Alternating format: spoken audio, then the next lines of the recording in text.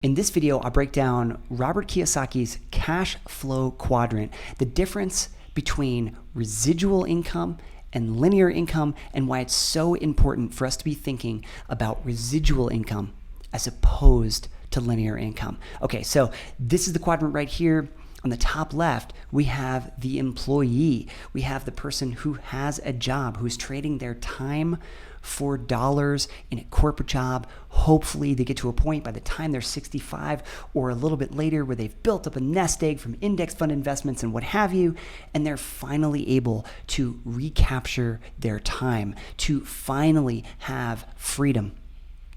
This is the way that we've been taught to live and operate when it comes to income sources in Western society, and I refuse to accept bucket E as my fate until I'm 65, okay? And this is why this chart is so important, because it illuminates four different types of income. The income source on the bottom left is S, which is the self-employed individual. This person is also trading their time for dollars. They are an owner-operator in a business. They are sucked in to that business, and if they ever were to leave, the business goes with them. There's no systems in place. They are handcuffed to that operation, and honestly, I did that for 13 years, thinking that I was an entrepreneur, and what I was really was a self-employed individual. I could never leave because I was the business, and we don't want to get into the trap of thinking that we're an entrepreneur, but actually we've just bought ourselves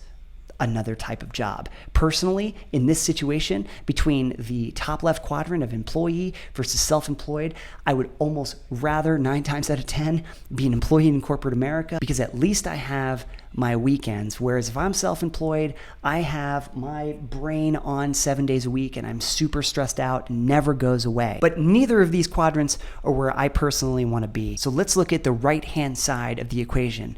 B for business owner. This person has set up systems where they do not have to actually be operating the business. They are pulling the strategic levers at the very top, and they're building relationships, but they're not operating the business. They have somebody that they've hired to operate the business. They have a number of people in place that are using their systems so that the owner of this business can have their time and their financial freedom secured. This is a much better place to be than to be in the self-employed quadrant, because you're not operating things every day. The last quadrant we have is the investor quadrant. So this person has their money working for them. I'll give you an example.